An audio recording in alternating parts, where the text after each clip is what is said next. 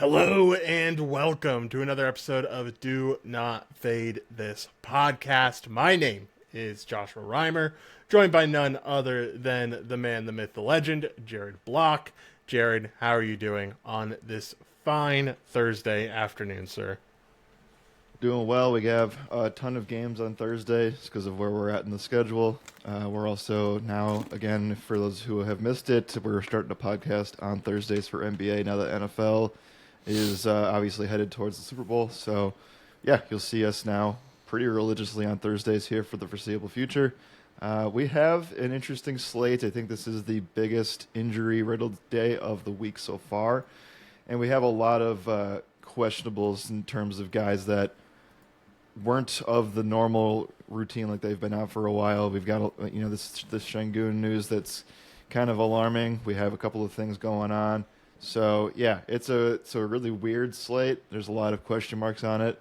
But yeah, we're here to tackle it as always. Yes, sir. Exactly. Excited to talk to the slate with you. Happy. I've been kind of really looking forward to my 2-day off period, which is today and tomorrow. For those who don't know, Jared usually handles content solo, and then I handle content solo on the weekends. So yeah, been looking forward to this little break, but still excited to talk to you about the slate. You did really well last night, right? Like Şengün, did Şengün end up getting there at the end of the day? Yes, he finished with He 17. did. Miller did. So you're cooking right now. 4-0 on ladders and flag plants, and I can't catch a break. So it's a much needed time to, recalibrate, I guess, is what I'm doing over these next 2 days. But excited to get into this slate with you. Jared, let's kick it off. We got 8 games on the table. Like you said, I can already see from my page that I look at for injuries. Lots to talk about when it comes to injuries. Let's break it all down. What do we need to know? We'll go with the optimistic guys first. So probable tags: Joel Embiid, Paul George, Jamal Murray, Norman Powell, Brandon Miller, Jonas Valanciunas, and Klay Thompson. We also got 100% confirmation from Dallas that Cooper Flagg is playing today after missing yesterday with the back-to-back. Najee Marshall is out for Dallas, so a little bit of a flip-flop there. Questionable tags: we have Alperen Şengün, like I mentioned. Jalen Johnson is another big one. It's a calf injury, which is not good. Also, Onyeka Okongwu took an elbow to the face and has to get dental surgery, so he's out. That was a nasty shot. I saw that. Yeah, I saw that. You're squeamish. But, Yeah. yeah. Rudy Gobert's questionable. Not great. Obviously, in that big game against OKC. Josh Giddey's questionable on the back-to-back. Alex Sarr questionable as well. Jalen Green, Cason Wallace, Colin Gillespie, another son, and Malik Monk. Guys that got ruled out today that normally wouldn't be. Russell Westbrook got ruled out. And I think there's another big one that I missed earlier. We talked about Onyeka already. And let's see. It'll come to me in a moment here. I'm just looking through them. I honestly kind of focus on getting my tabs ready. I was just going to mention that Isaiah Hartenstein got ruled in. We should expect him to play like 20 minutes or so. There you go. All right. Anything else? If not, we'll head over to top implied team totals. There's a bunch of stuff going on, so I probably missed some stuff, but those are the big highlights. I think the main takeaways here are that Jalen Johnson's an important injury to watch in the same game as Şengün. For sure. All right, let's head over to top implied team totals. And we kick it off with talking about the Philadelphia 76ers here, who have a 120.75 implied team total. They're 11.5-point favorites. Over-unders at 230.5 here, Jared. Break it down. What do we need to know about the 76ers today? Yeah, one of the first games on the slate. Like I said, we have no Russell Westbrook and Keegan Murray on the Kings side. Malik Monk questionable. Obviously, that does hurt their defense as a whole. And from there, it technically is a slight pace down spot, but the Kings also have the third worst defensive rating in the NBA per our model right now. And with that said, like, they're not giving up a ton of zone scoring, specifically anywhere outside of the paint, where they've been the worst team in the league in that regard for pretty much the entire year. There's not a lot of volume going this way, but as you'd expect, Joel Embiid and Maxey are the guys that are scoring the most there. From that angle, we saw Paul George have a huge game against the Bucks, and I think specifically he just knew exactly how Doc Rivers was going to defend him, considering he coached him for a very long time. So I think you kind of have to just say, let PG have that game and you move on. But like, I'm not really thrilled to play him in this spot. I think it's a point guard scoring spot. You could argue that like the Kings are allowing a lot of points to shooting guards, but not a lot to small forwards. That's where I get iffy on the PG stuff. I don't mind the scoring spot for Joel Embiid, and if he's ruled in, like we mentioned, he's a probable tag. I think you just go back to the well there. It's obvious he'll make the hottest shooters script. We've already talked about him in a huge light this week. Any additional thoughts on the Maxey and Embiid stuff? Because like this team is as healthy as they have been this year, and it's not a back-to-back situation. At least this is not the second leg of one. And yeah, I mean, Maxey is like considerably downtrending, and Joel is considerably uptrending. Well, I think a big thing for Maxey is just like he's not getting as many free throw attempts. Like that seems like a really big deal right now. Over the last 3 games, he's had 5 field goal or free throw attempts total.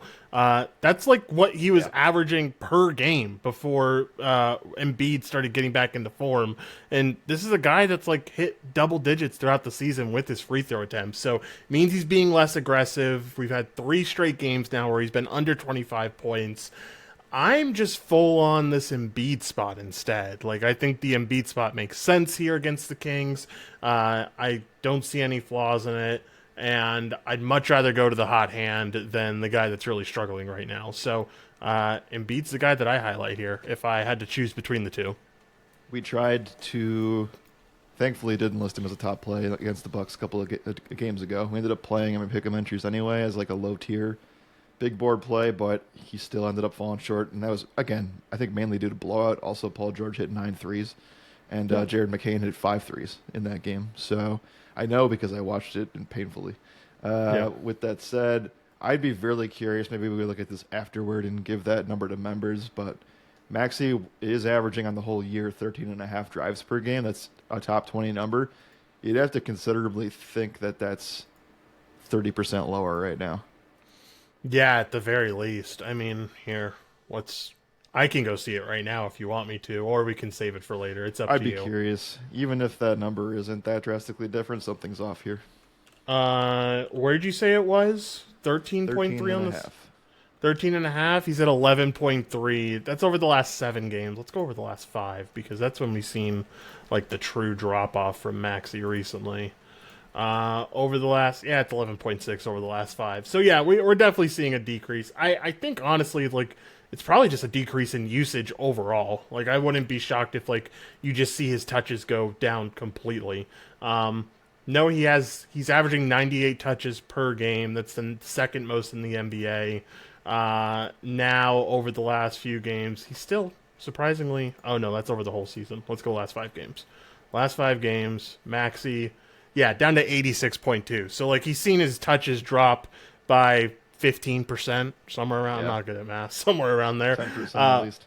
Yeah, 10% at least. That's a pretty massive drop-off. And so I think you'll continue to see that. I mean, they're going to ride with the hot hand. They also just want Embiid to like, they don't want him to drop off. They want him to keep going with this and hopefully prove their investment was worthy. So, Embiid stuff looks good. Maxey definitely on the downturn, at least until the markets start adjusting to it.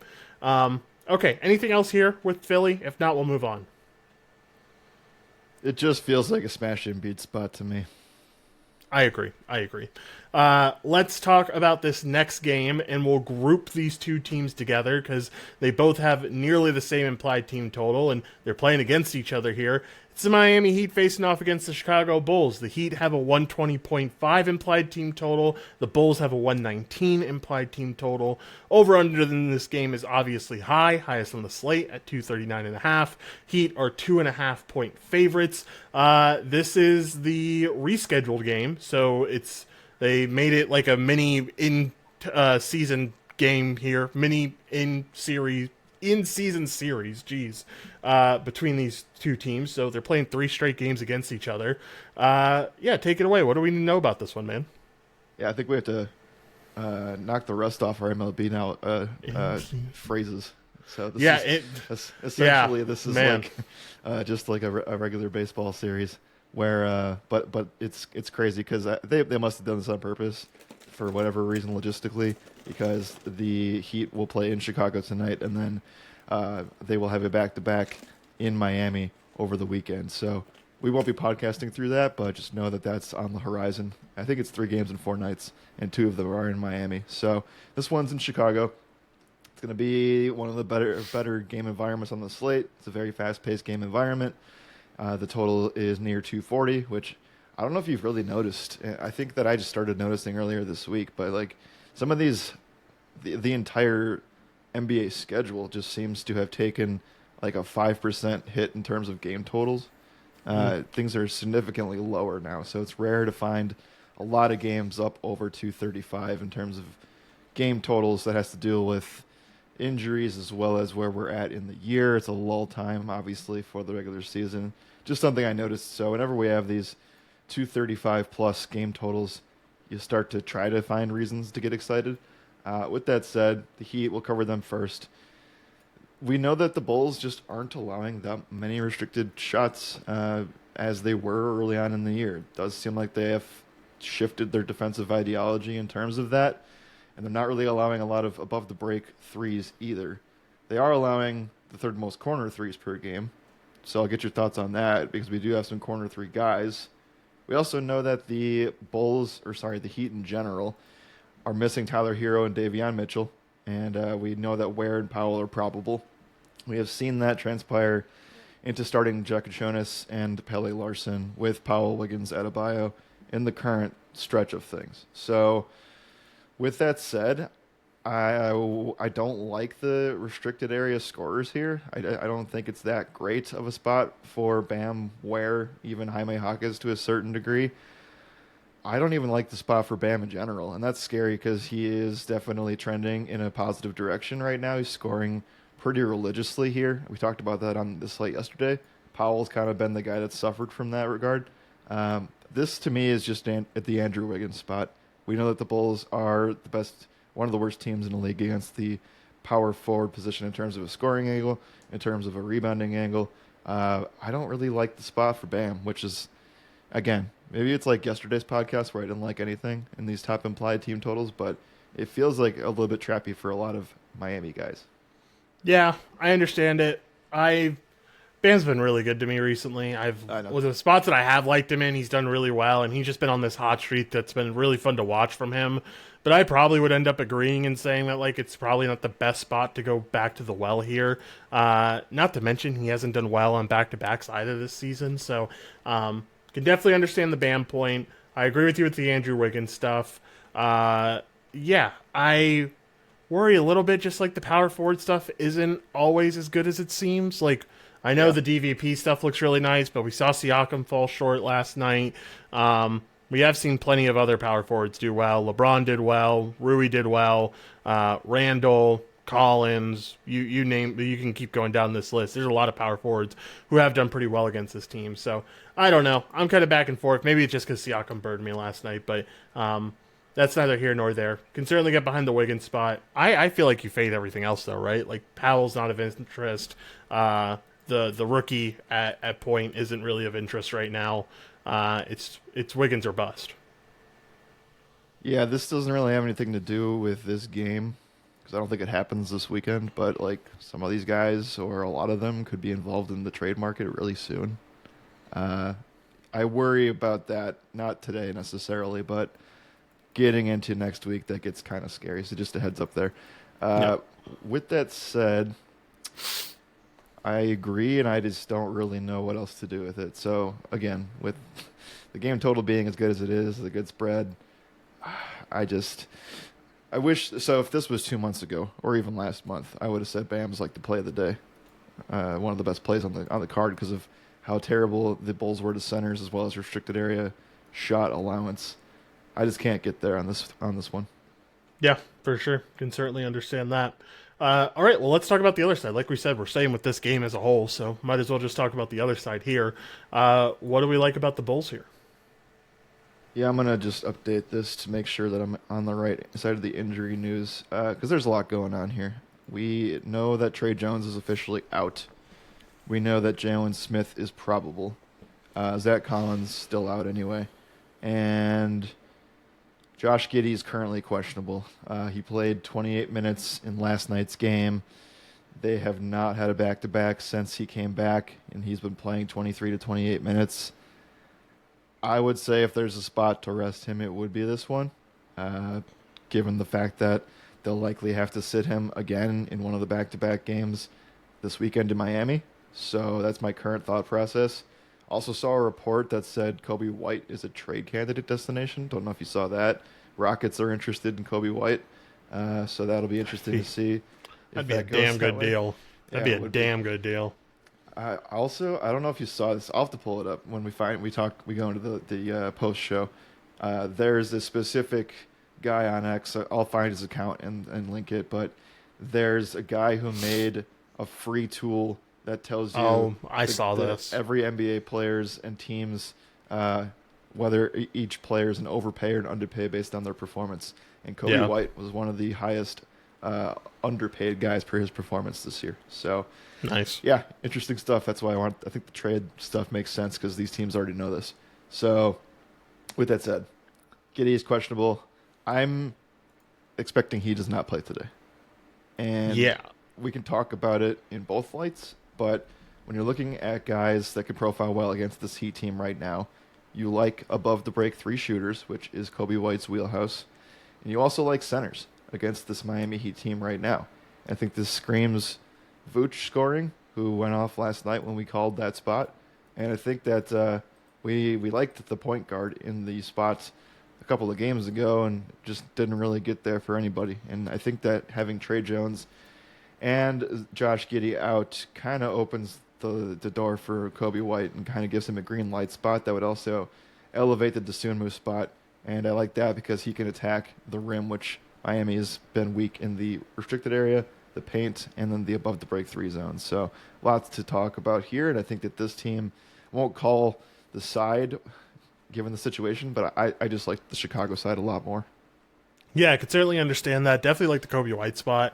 I'd honestly like White more if Giddey ended up playing. This Miami team has been worse to the shooting guard position overall, so I think true. White's a fine play either way, but I think at the end of the day, you want Giddey to play for this White play to really work out for you. Like the Vooch call, which I wish I stuck to my guns a little bit more yesterday with Vooch, because I think we were kind of, we talked about it. We were somewhat iffy. We definitely highlighted the positives for him, but he balled out last night, had a really good night. So definitely think he can have a good back-to-back here. He's also done pretty well on his back-to-backs this season. 3 bad teams in Washington, Charlotte, and Utah, but he's had some of his biggest scoring performances on back-to-backs this season. So something to note with Vooch for sure. Yeah, I don't got much else. I'll keep it short here. I know we probably save it for the post show stuff, but did you see Patrick Williams' estimated value on that app? Oh, I can't imagine. This has got to be one of the worst. It is. It is one of the worst. It's $0. He's not even playing above a replacement level player that you can pick up from free agency. And because the guy wrote an article about all like the worst deals in the NBA right now, and Patrick Williams was a top 10 one, and his deals were $72 million right now, and it said his expected value is $0, which I was just utterly floored by. Nice. Okay, anything else here, Jared? If not, we can move on to the next team. The last thing I'll say is, he's made this close in a couple of games this year, so the center stuff I would take with a grain of salt when you're looking at recent games that played against these two teams this year. Vooch has done really poorly in these games where Bam has gotten really close to the existing PRA markets. I think that both situations have changed drastically since those games have played. Someone in the chat asked Vooch 31.5 PRA or 26.5 PR. Honestly, I'd go RA if I was going to go anything. But if you want an answer either one of those, I think I'd lean PRA because he does get involved in the assist market, and Miami's giving up a lot of assists to centers, so something to keep in mind. Yeah. All right. You want to cover one? Well, I guess we should cover one more team. We kind of covered just a game there in total. So Let's cover one more team, and it is going to be the Oklahoma City Thunder. They have a 118.25 implied team total. They are 6.5 point favorites here. Over under is at 228.5. Yeah, they're facing off against the Timberwolves. These are usually pretty fun games, though maybe that'll be a little bit different depending on if Rudy Gobert plays or not. Give me your thoughts. What do you think about OKC? Yeah. The initial report here is that Cason Wallace is questionable. Like I said, Isaiah Hartenstein expected to be back, and you'd imagine he's not only going to be on a minutes limit, but we should expect him to start here too. I would think, with the lack of depth that they have right now. AJ Mitchell, Alex Caruso, Jalen Williams, the forward, Nikola Topic, Thomas Sorber still out. So lots going on for OKC. I think that the Chet market itself is a hard pass today, considering not only the matchup, but just the fact that Hartenstein is going to throw a wrench in some stuff on that side. Hate to be that guy, but this is just SGA. And it's got SGA written all over it. He has 35 points in both games against Minnesota so far this year. 64% of point guards have cleared their points markets against Minnesota since 1 week ago today. And on top of that, Minnesota is just bleeding points to the point guard position. Let's take a look at those recent guys. Do you have that up already? Sorry, I was responding to someone in chat about the contract thing. I completely blanked there. Najee Marshall here. I don't know if I could agree with that, but I get it. Dude, some of these you kind of have to omit. I just saw them list Pascal Siakam as a. Are you looking at historical odds? I'm assuming. Yeah. Yeah. I just saw they count Pascal Siakam as a center, and it's like, dude, that's not. It's not even remotely right. I get you. You do have to kind of filter in and out on this stuff, but Giddey had a good game here. Kobe White had a good game here. Steph fell just short, but he still scored 26 points. Kente George had a monster day. This is his 43-point game matchup. So there's definitely stuff here. I do think that if that didn't look good, I'd still like SGA anyway. Like I said, 35 points in both of these games. One of those was a cup game, so just note that. That was a 40-point game from him, but he has good history against this team. And I think you kind of just have to rely on that for this one. Yeah, I was about to say, like, I think more than anything else, what gets me excited about this spot is that the history looks really good. 73% of games he's played against this Minnesota team, he's had over 33 points. Yeah, you get excited about the history stuff. Wow, no Dort suspension here? I honestly didn't keep up with the aftermath of all that, but did you see that stuff? Yeah. He might have, I don't know, but really interesting stuff there with Jeremiah Fears in their last game. He must have appealed it, or maybe he's not getting a penalty or not getting a suspension, which would be insane. But yeah, really like the Shea spot. I don't know. Does the Hartenstein stuff concern you at all? Him being in the lineup again? Me off of Chet. Yeah, I can certainly get behind that. Now. At least for now. Let's see. With Hartenstein on the floor, what does that do to the team as a whole? Wow, Chet sees a bump in usage with Hartenstein on the floor, but less rebounds, obviously. A little bit higher scoring. Yeah, it doesn't do much. Does a lot of stuff for the backups, but not much for the starters. Shea actually loses quite a bit. Per 36 minutes, when Hartenstein's on the floor, he scores 5.5 points less per 36 minutes. He has a 3% less usage rate with Hartenstein on the floor. I don't know. I don't know if that applies to today, but it's definitely something to keep in mind. OKC is so fluid that it's been very hard to say anything positive about anybody not named SGA with all the injuries that they've had this year. So we'll see how this Hartenstein stuff goes. I still think that Shea's a full go tonight, specifically just because it is Minnesota. If it was another team, we'd probably talk a little bit less highly about it. Yeah, and I think like the the zone scoring stuff does kind of line up. Like this Minnesota team allowing so many points in the restricted area right now. I know they do a good job in the paint, excluding restricted area, and in the mid range. But I've talked about it before. Those are spots that, like, if you're a good scorer, you'll score in those spots regardless. But their restricted area scoring is big. Really, the spots where you look to fade Shea are the spots where above the break three scoring is good and the restricted area scoring is bad. So this is a spot that qualifies as a good one for him. Anything else here? If not, we can move on to hottest shooters, or we can talk about one more team. Let's move to hottest shooters after this, but I want to include. This is not this season, so grain of salt.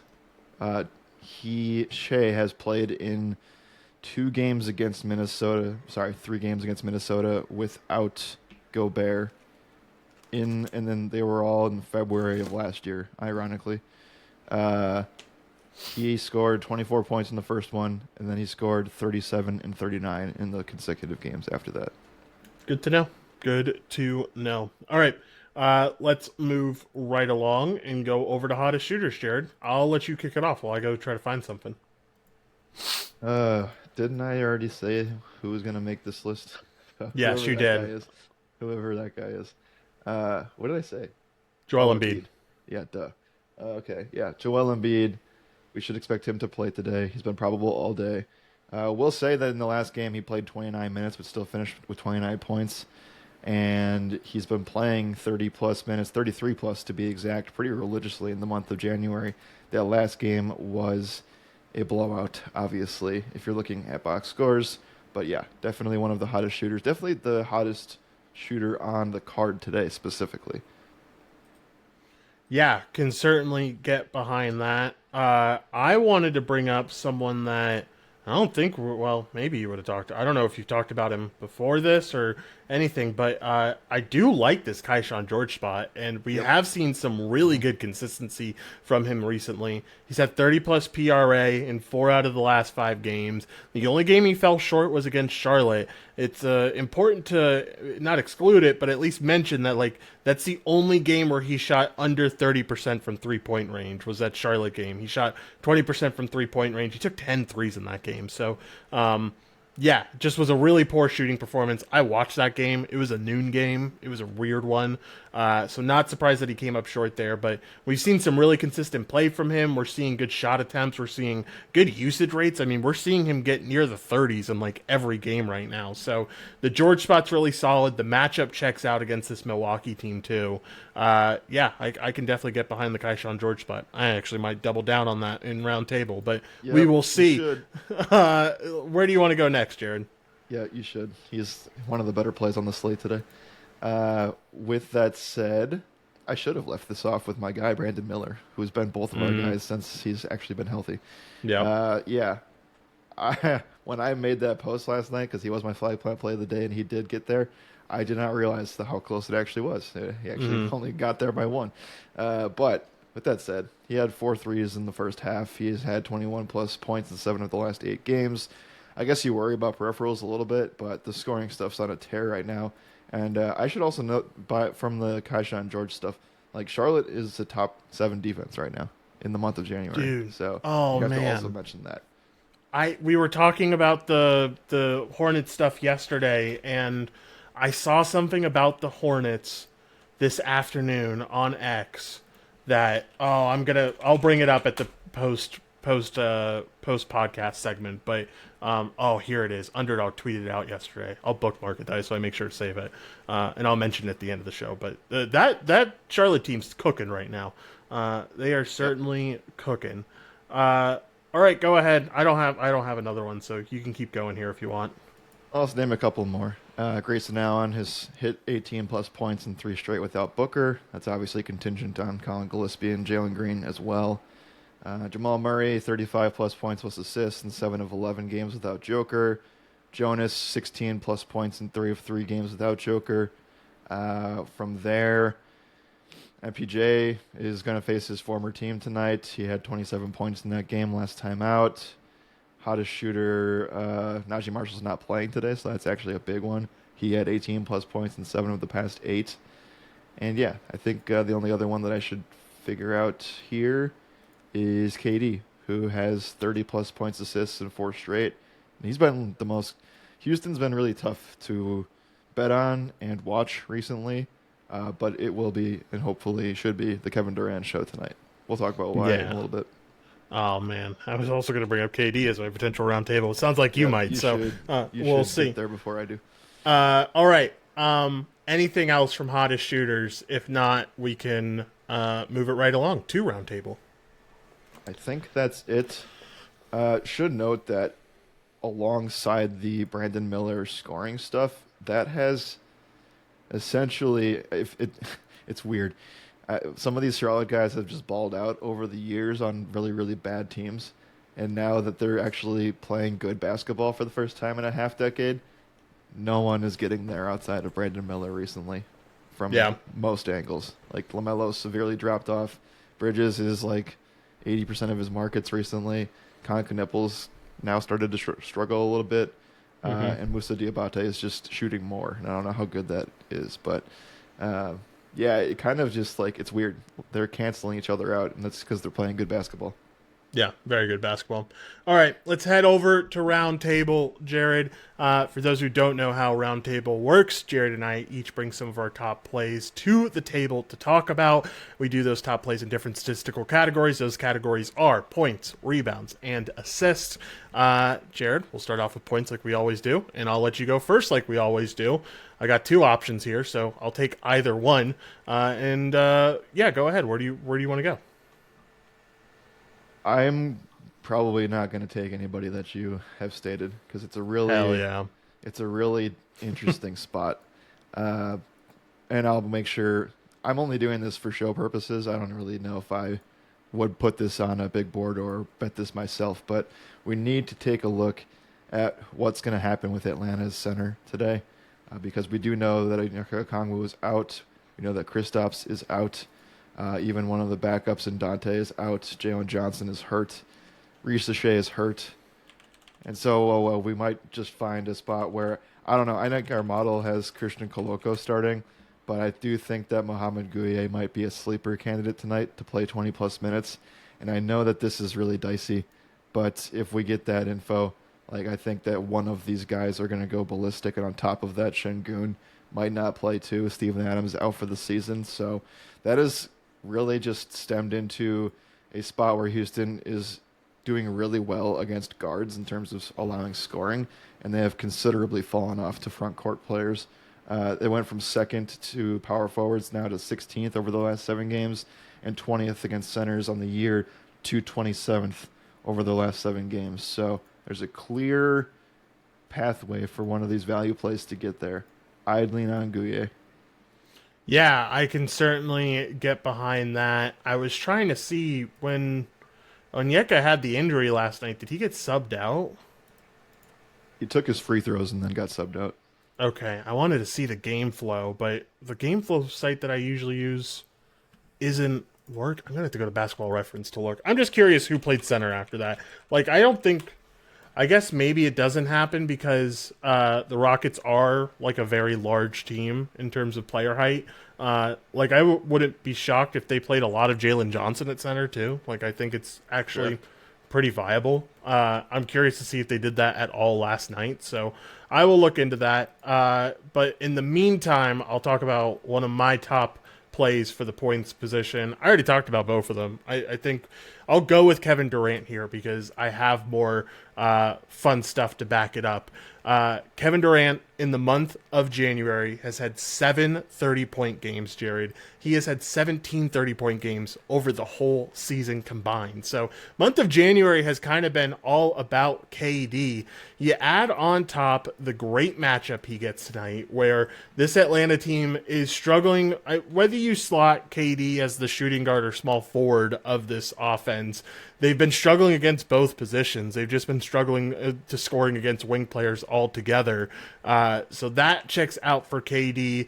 Kevin Durant on back-to-backs has had 24 points in each of the 5 back-to-backs he's played in. He's had 27 plus points in 4 out of the 5 back-to-backs he's played in. So really good stuff there. These are some tough teams too. Like he's done 32 against Detroit, 39 against Minnesota. And the other games are kind of cupcake games, but those are 2 standout games that are tough defenses that he's thrived in. So I really like the KD spot. He's shown up in back-to-backs. The matchup makes sense.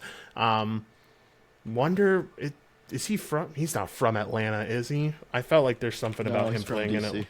Yeah, you're right. Okay, so nothing about him from Atlanta. Still, really like the spot overall for KD. Yeah, on top of your DVP notes, I'll also include that the Hawks are allowing the sixth most mid-range field goals per game, and that is as Bauer Durant in the month of January, and just in general. But in the month of January, he ranks third in the NBA per game. That's 6 to 8 points per game for him. Yep, for sure. All right, let's head over to rebounds. What do you got? For rebounds, I think I'm going to go with Vooch here. Nice. With Giddey off the floor. Well, even so, I did a deep dive on this because I wasn't sure if Giddey was going to play, and just wanted to look at how Chicago was rebounding in fast-paced situations. In the month of January, Vooch leads the team in rebound chances, which was not always a thing. It was actually a lot more even, but 16.3 for him. Jalen Smith is 15.2.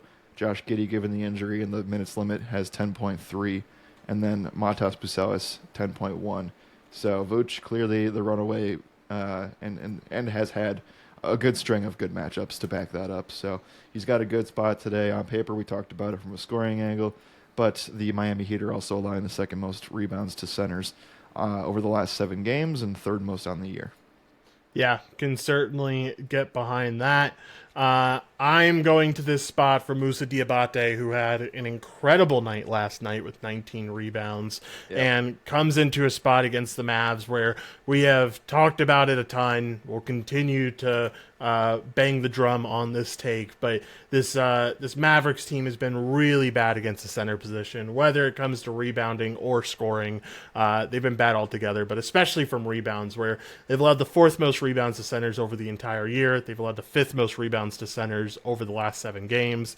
Like you said, this Hornets team's playing really good basketball right now, and Diabate is definitely part of that. He has been doing really well and did really well last night and has a chance to do well again tonight. I love the Diabate stuff. Like that is a ladder play written all over it. So if we don't get there, or if you don't see it, that's definitely a ladder spot for the slate.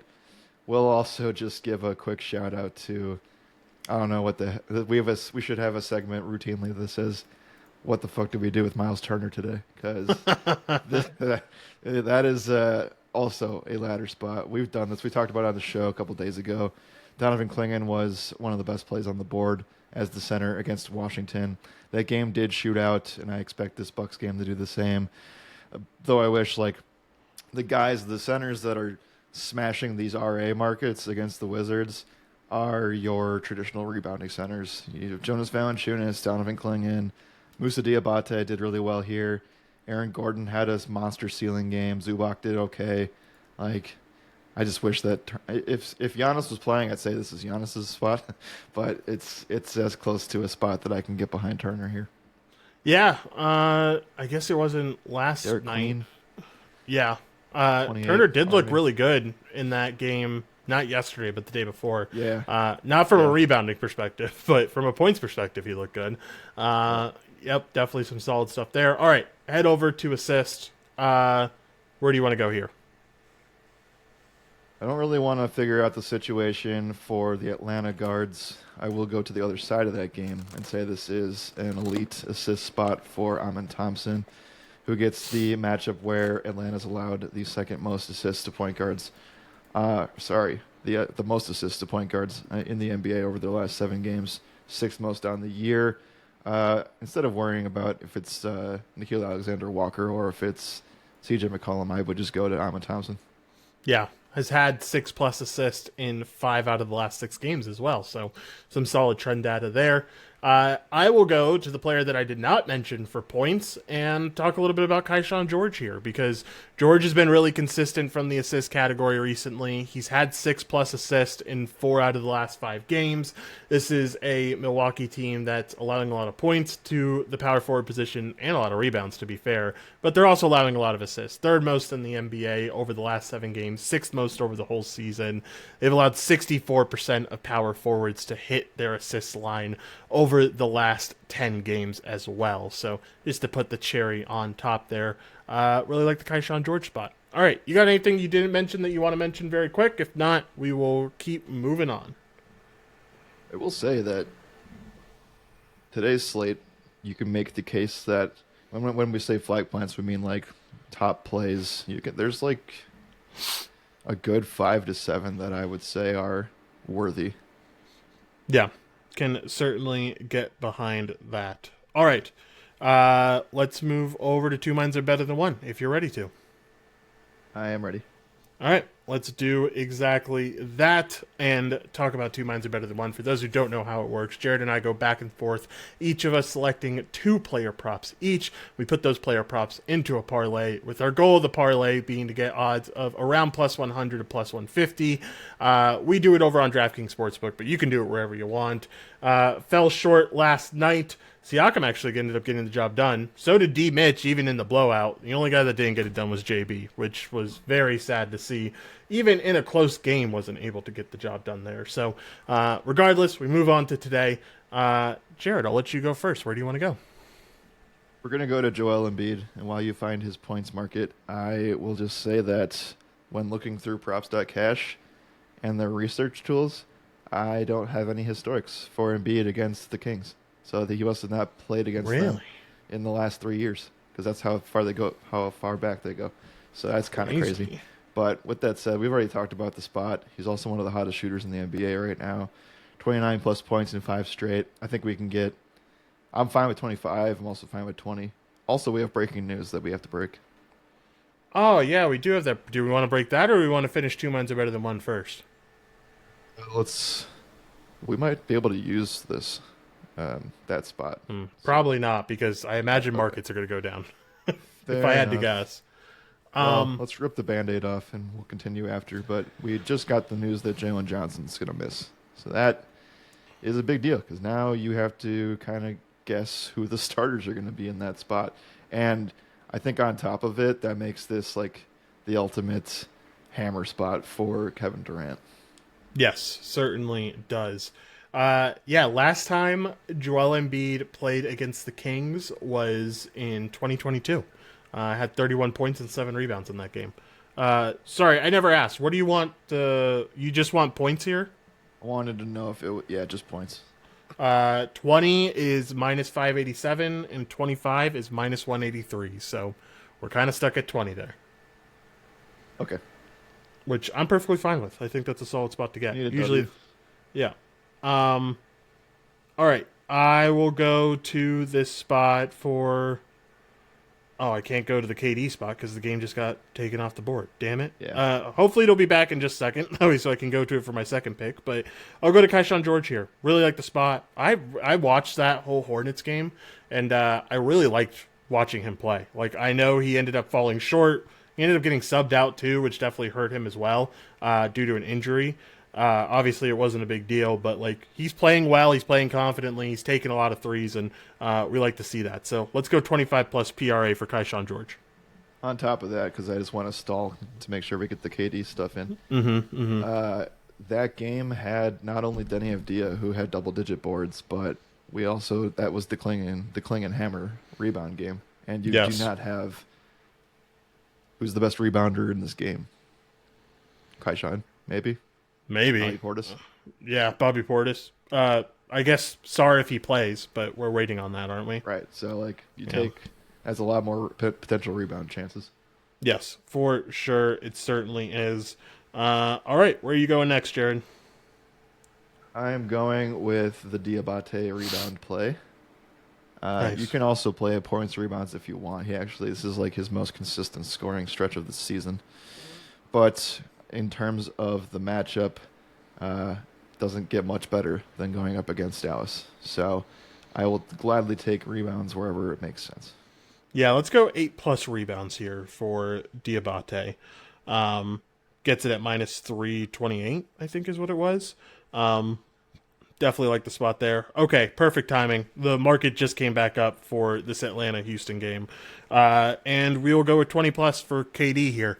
Already mentioned the spot. Really like it. I think a lot of things check boxes here. So Kevin Durant spot definitely checks out. So just to recap everything for y'all, we have... there we go. We have Joel Embiid for 20+ points, Kevin Durant for 20+ points, Moussa Diabate for 8+ rebounds, and Kaishan George for 25+ PRA. All together gets you at plus 126. Should be mentioned. Well, I'll wait till final thoughts. Give me your final thoughts, Jared, and then I'll mention it here. I might have to stall again because FanDuel, unless you have DraftKings up, I'd like to see the current side total prediction, where the market has shifted now. Because when Jalen Johnson initially got ruled questionable and Onyeka was ruled out, and that was about 2 o'clock, the line went from Houston -3 to Houston -4. I think that if we see Houston at -5, -5.5, that tells me that I don't think Şengün's playing, or else I'm completely misreading the situation. So, -6.5, Jared. okay, that is a little bit more of a gray area. Yeah, definitely. Regardless, we need to talk about what happens with Atlanta's front court now because this is the first game that this has been this bad. So Yeah. I do think that we have to look at what happens when there's no Okongwu, there's no Kristaps, there's no Reese Shea, there's no Johnson. What do they do with that, right? That's what's probably your biggest concern today. If you're playing DFS and if you're playing player props, like I kind of stay away from Atlanta for the most part and not chase that and focus more on your Houston players. Okay, I see FanDuel has 5.5 now uploaded too, so it's in the 5.5 to 6.5 range. I wouldn't be surprised to see some money coming in on more money coming in Houston publicly. Yeah, that one's a head scratcher on many angles. And then regarding the one of the best game environments of the day, this total's pushing 240 now, which is clearing a bunch of stuff. We also should mention like Nets, Nuggets, Pistons, Suns. Those are game totals under 215, and those just aren't good environments. They're great environments for unders, which is why they don't get brought up on the show because we are an overs show for the most part. Mm-hmm. With that said, the Heat Bulls game should be enticing, should be a lot of fun. It's a 2-point spread, and it's the first of 3 meetings, so we get the clearest look of how this looks for the next week. I right now lean heavily into Chicago as a more lucrative way to spend your evening. If you want to play player props from that game, I'd suggest playing them from the Chicago side. Yeah, can certainly get behind that. Just want to mention that you have the Cooper Flag Con Knipple matchup here. That seems like a pretty big deal. Both of these guys are Rookie of the Year candidates. They also obviously both played for the same team in college. So, felt like something that we should at least mention for the two of them. Also, Sion James is on that Charlotte team. He's another guy that played for Duke as well. That's not as big of a deal, but I think it matters somewhat for Coop. I don't have much else here. Seems like a really solid slate. I kind of wish I researched it, to be honest. I kind of wish I was part of it because it looks like a lot of fun all the way around. I think there's a lot of really solid spots. I'll just run through it one more time. Like, this is we didn't even mention DeMar DeRozan. Like, Westbrook is out. Monk might not play. And DeRozan gets a phenomenal mid-range matchup, like one of the best possible scenarios for him. So we'll see if he can continue with that. But then we talked about Embiid. I don't really like the Bucks that much in this game specifically, but we really like Kaishan. I think Carrington's a nice option as well. Mm-hmm. I'm not gonna give every play out, but if you listen to the show today, we definitely gave a lot of nuggets out, and I didn't even talk about the former Nugget in MPJ. Liked how I wrapped that one up. I thought of that off the top of my head. Nice. MPJ had 43 PRA in that first matchup in Brooklyn, and now he gets to go to Denver. So, looks like a good spot to me. Power That's forwards juicy. or the wing against Denver right now has been money. So, I like the MPJ spot a lot too. Yeah, I don't mind the Jamal Murray spot either. Like, this team has been really bad against point guards. Last time he faced off against Brooklyn, he had 16 assists and 27 points. Good above the break 3 spot for him. So Murray spot looks really solid as well on the other side. All right, let's get out of here, or at least get to the post-podcast part of things. That's it. What do you want to talk about on this side of things? Did you see Cody Bellinger being baked out of his mind for his presser? No, but isn't he always baked out of his mind? He was like doing it from his phone, just like this. He's just like, just can't focus on answering the questions. It's hilarious. But, not much baseball news. We have a lot of news about players playing for specific countries for the World Baseball Classic, so that's fun. I'll at least be watching and tuning in and following along. But yeah, Not much baseball updates. Did you see anything recently? No, nothing really. A lot of Who do you guys want are. to? I know Yankees made a trade today and yesterday, but they're really low level players that I don't think matters all that much, and are guys that I didn't really know. So, um, really quickly before you say anything, that Hornets stat. The Hornets have won 6 road games by 15 plus points in January, tying the 2001-02 Lakers and the 2011-012 Heat for the most in a month. Both teams went on to win the NBA title that season, Jared. I don't. I mean, like, obviously, it's not going to happen, but I'd be really curious to hear futures for this Charlotte team because maybe it's just the month of January, but they are cooking right now. Yeah, got to do it for more than 10 games though, right? Yeah. So, yeah, it's they like I said, Oof. it's not going to make the podcast very much because we focus on player props, but it does really like winning has affected how some of these players have performed and like they're willing to buy in as a team and get there and rely on specific guys for specific scenarios. So that just happened to be Brandon Miller last night, but everybody's kind of just suffering from a player prop angle because of the way that they've been playing. For sure. Um, okay. What were you going to say before I brought up that Hornets stat? I was just trying to. So I'm opening. So I didn't do I did the disservice of not including what that salary model was from. It's from Steph No from X, Steph No on X as well, and it doesn't have unless I. You have to type in the player name and mess Mm-hmm. around with it that way. But yeah, I'm gonna just you name 2 players that you think are equal in that regard, and I will do it Ooh. live on the show for you.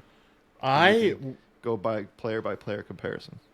I don't know if I really think these two players are equal, but I was really curious to see what the model thought about LeBron's contract, and I don't know who the second player would be. I mean, you could compare him to Luca's contract maybe, but I really wanted to see like what it thought about LeBron's. Honestly, I thought LeBron was going to be in the bad deals segment of this article that he wrote, but he wasn't.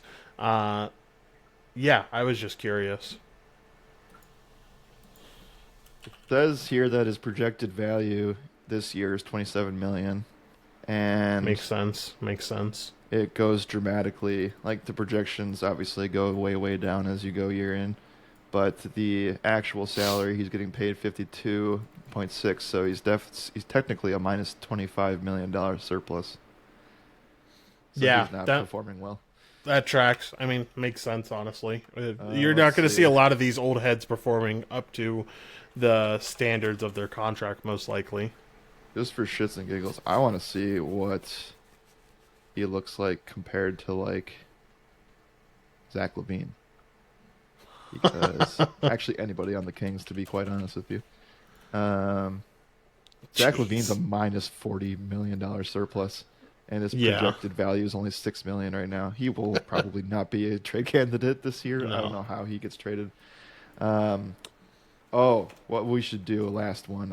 I'll put in Ja Morant here, Ooh. and he is a projected value of 25. His actual salary is 39.4 million. So roughly 30% burn, I think, is what we can lead this to.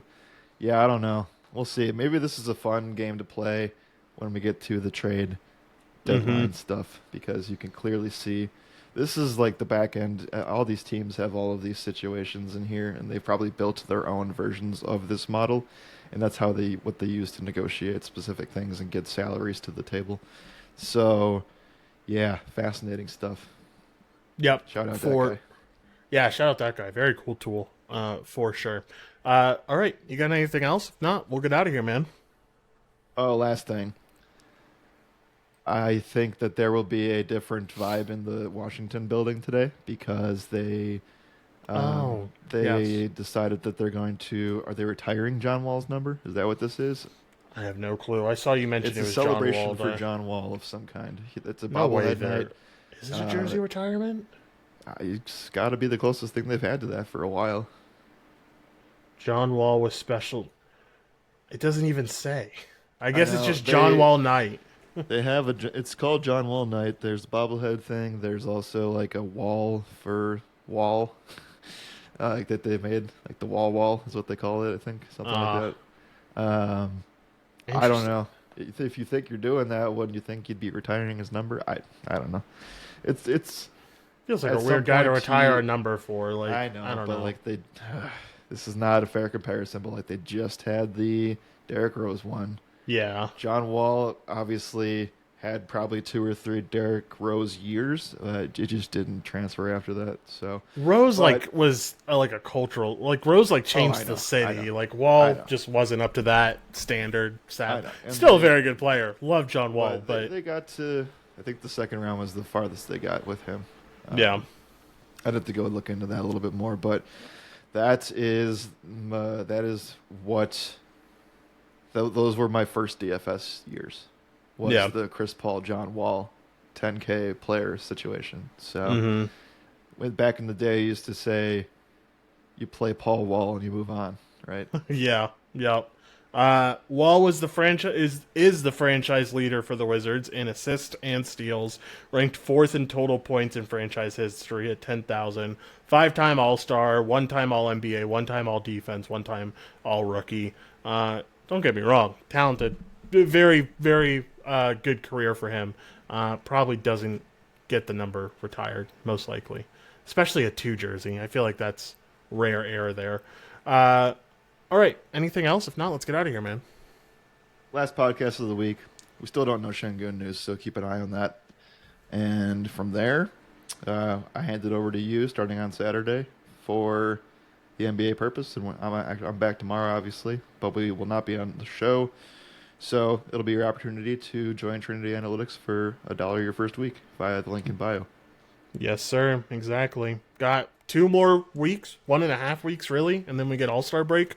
So you and I get a little bit of time off to recalibrate some stuff, get a little bit more prepared for MLB season, potentially. We have some stuff in the works that I won't spoil quite yet, but just know it is in the works, and we're excited about it. And, yeah, definitely a lot of fun stuff. All right. Anything else? If not, we will end the show there. Nope, we're all set. All right. Thank y'all for listening. As always, my name is Joshua Reimer, and we will see y'all next week.